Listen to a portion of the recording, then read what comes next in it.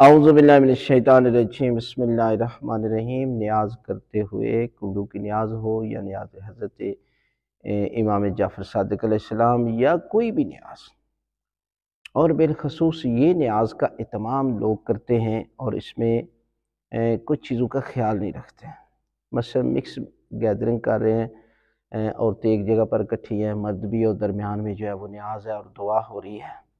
اب دیکھیں، یہ آپ کی نیاز یا یہ جو آپ کا حلوہ، یہ جو پوریاں ہیں، یہ منسوب ہیں حضرت امام جعفر صادق علیہ السلام۔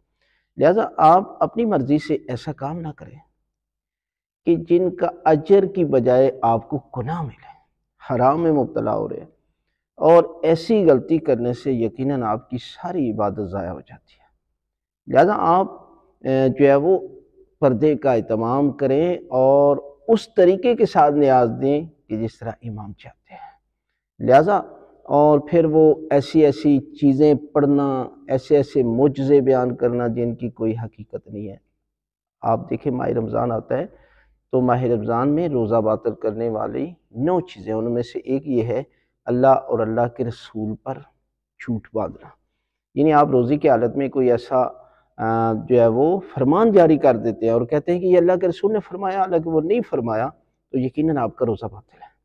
اور پھر آپ نیاز پر ایسے معجزے پڑھ رہے ہیں جن کا جو ہے وہ ان کے ساتھ بالکل ذرا برابر بھی تعلق نہیں ہے۔ وہ تو کریم ابن کریم ہے، وہ تو لاکھوں انسانوں کو کھانا کھلانے والے ہیں، وہ کسی پر ظلم و زیادتی کرنے والے نہیں ہیں کہ وہ آپ ان کے نام پر چند جو ہے وہ پوریاں نہیں دیتے تو وہ آپ کو مار دیں گے، قتل کر دیں گے۔ ایسا معجزہ حضرت امام جعفر صادق علیہ السلام کے ہزاروں معجزے ہیں۔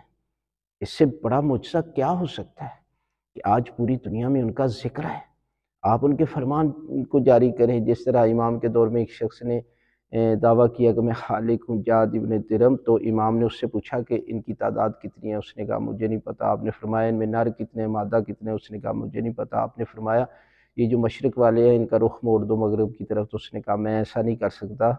تو امام نے فرمایا کہ تو خالق نہیں ہے، خالق وہ ہوتا ہے کہ جو عالم ہوتا ہے، قدرت رکھتا ہے، اختیار رکھتا ہے۔